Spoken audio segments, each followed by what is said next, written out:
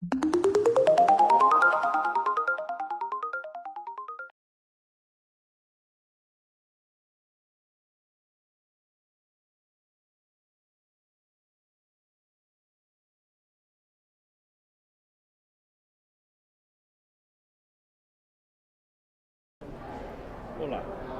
Bom, estamos aqui na ESH em San Diego, o maior evento, talvez, de hematologia do mundo, 28 mil pessoas presentes aqui na ESH. E eu tenho o prazer aqui de estar debatendo aqui com meu querido companheiro, amigo, Cláudio Galvão, que é médico, hematologista, oncologista pediátrico, na Santa Casa de Porto Alegre e também atualmente presidente da Sobor. E o que nos pediram para conversar um pouquinho era sobre o que nós vimos aqui durante esse evento sobre as leucemias agudas, né?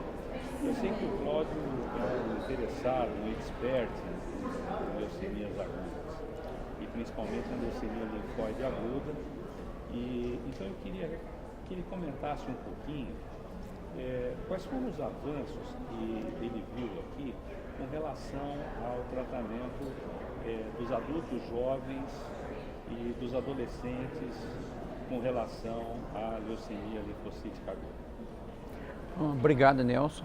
Então, assim, o que a gente tem de avanço? Nos últimos, praticamente quase 20 anos, a gente teve muito pouca coisa, né? Então, agora, o que está acontecendo é que está se consolidando os conhecimentos com relação à LLA, tanto do adolescente quanto do adulto jovem e até do adulto, olhando a doença muito do aspecto biológico e não mais só do aspecto da idade. Então você não olha mais se ele tem 12 anos ou 18 anos ou 20 anos, mas você olha o perfil que ele tem, a mutação que ele tem e principalmente o que a gente está aprendendo muito, né? E eu acho que o Einstein já está fazendo um trabalho bastante avançado, que é doença residual mínima, e se fala muito agora nesses novos métodos de detecção Next Generation Sequence.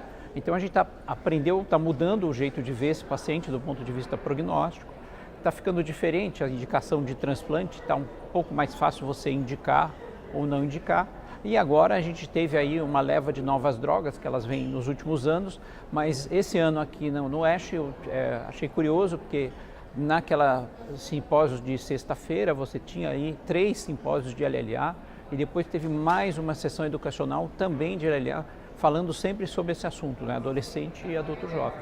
Então eu acho que isso mudou o jeito de ver, a gente está incorporando essas drogas, elas estão vindo elas estavam nas recidivas avançadas, estão vindo para as recidivas mais precoces e agora já está se estudando em primeira linha. Então isso é um benefício grande não só para criança, quanto para adolescente, para adulto jovem. E nos pacientes Filadélfia é impressionante, alguns estudos já que teve ontem, estava vendo alguns posters, com inibidor de tirosina quinase e blinatumomab, e você conseguindo pacientes que eram potencialmente muito ruins, conseguindo curar praticamente esses pacientes.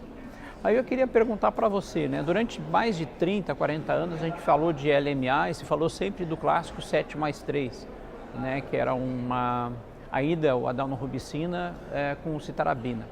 O que mudou nessa história? A gente tinha aquela classificação M1, M2, M3 até M7. O que está mudando na LMA com questão de classificação e dessas novas drogas que estão entrando? Olha, você sabe que essa aí foi uma grande surpresa aqui para mim, né? Porque uma das coisas que eu acho que foi a tônica, talvez, nesse evento, foi a questão da genômica, né?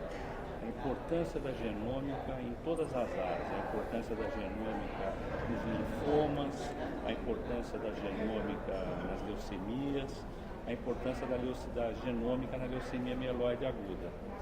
Mas o interessante é que o que se esperava que acontecesse, e isso aconteceu, eu acho que há cerca de 10 anos atrás, foi publicado no New England, eu acho que um estudo que mostrou as múltiplas mutações que acontecem nos pacientes com LMA.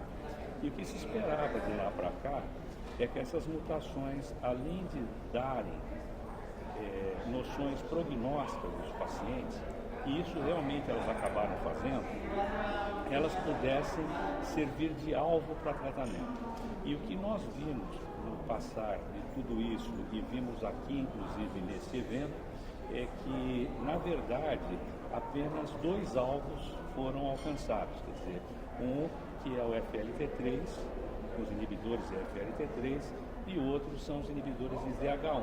É óbvio que outras drogas ainda estão em pesquisa, mas na verdade o que de fato você tem na mão com relação a isso é isso. Por outro lado, coisas não específicas, vamos dizer até citotóxicas ou com outro nível de compreensão, elas vêm se mostrando melhor, né? Então, por exemplo, hoje já se vê que é possível tratar as pessoas com uma composição, né, do 3+7 modernizado, né, e ele é lipossomal. E outra coisa muito importante também, ele é LMA, que a gente não pode deixar de comentar, é a utilização do venetoclax, que apesar de não ser um alvo genômico, ele está trazendo resultados especialmente importantes em pessoas idosas associados ao uso de hipometilona. E aí eu queria até fazer um comentário, por exemplo, na leucemia linfóide aguda, a questão da idade sozinha, ela deixou de ser um fator prognóstico isolado. A gente está usando doença residual mínima, a gente está usando o perfil genético dessa doença. Na LMA, como é que está a questão principalmente do idoso, né? Antigamente você tinha aquilo lá, 60 anos você não vai mais tratar. Como é que você está avaliando esse idoso e como é que você está considerando tratar esse idoso com leucemia mieloide aguda? Bom, sem dúvida alguma, hoje esse conceito de idoso ou não idoso, ele mudou, né? O conceito hoje é baseado no que a gente chama de avaliação geriátrica ampla. Isso é o que tem sido utilizado pela maioria dos serviços, inclusive aqui foram mostrados vários trabalhos nesse sentido, tanto em mieloma, quanto em linfoma, quanto em leucemia aguda, e também aqueles índices de comorbidade, quer dizer, você considera um indivíduo fit ou não fit baseado no seu estado de saúde, né? E a saúde sendo vista aí de uma forma mais ampla, não só a saúde física, mas cognitiva e assim por diante.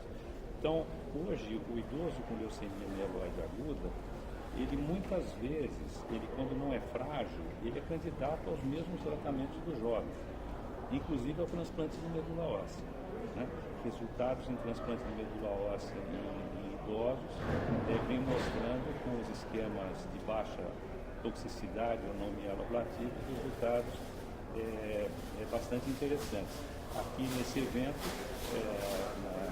tem uma comparação muito interessante de transplante utilizando em mielodisplasia, que é uma doença basicamente de idosos, muito semelhante à leucemia mieloide aguda, comparando exatamente os esquemas mieloablativos com não mieloablativos. Então, realmente eu acho que esse capítulo ele é um capítulo hoje bem estudado, e eu queria aproveitar também para, já que você tocou no assunto idoso, para dizer que na área de leucemia linfóide aguda, o que tem acontecido também é uma mudança radical, porque o que vai acabar acontecendo nesses pacientes é a utilização dessas drogas novas, como por exemplo o blinatumomab, o inotuzumab, associado provavelmente a uma mini quimioterapia. Então, o que a gente viu aqui são esquemas como mini Ipercivade, quimioterapia branda associada a essas coisas. Então, realmente eu acho que esse evento está trazendo uma consolidação na área de leucemias. É muito interessante, tanto na leucemia linfóide aguda quanto na mieloide aguda. Ontem eu vi um pôster curioso que era mais em paciente mais velho, que ele, para evitar toxicidade, ele usava sem o R, o DA e POC para induzir remissão em LLA. Era um trabalho com poucos pacientes, mas ele teve um paciente e com um ciclo de EPOC ele fez doença residual mínima negativa. Era um paciente, inclusive, Filadélfia negativo. Então, realmente a gente está olhando esses pacientes de modo diferente, né?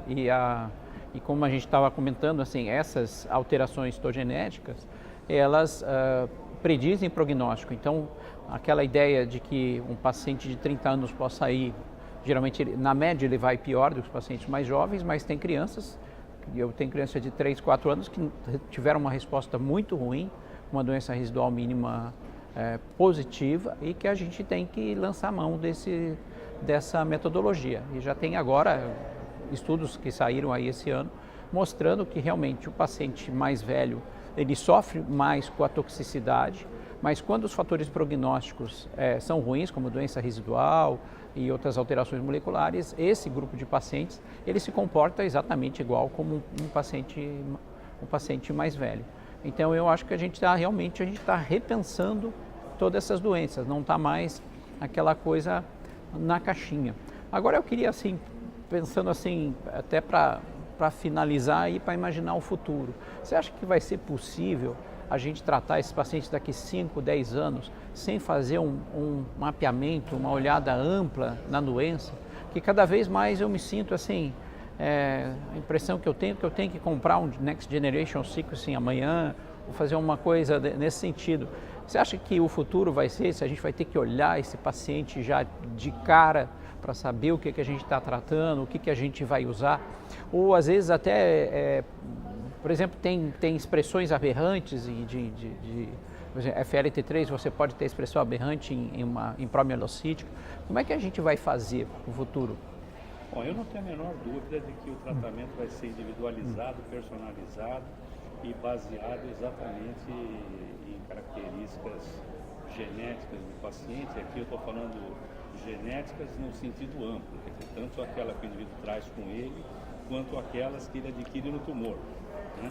Então, na verdade, eu acho que isso vai ser assim, sim. Eu acho que nós vamos ter que usar outras coisas que também deu para ver aqui. Eu vi uma sessão muito interessante, onde você pode colocar determinadas drogas para ver se o indivíduo ele responde àquela droga. Quer dizer, você já saber de antemão se aquele tumor é sensível àquela droga, isso in vitro. Então eu tenho a impressão que esse conjunto de armas vão ser utilizadas no futuro, sim. O que precisa ter é a simplificação disso, porque senão cada um de nós vai ter que ser um computador para você poder saber todas as letrinhas e todos os numerozinhos que vêm atrás disso e todas as drogas que são alvo para essas coisas.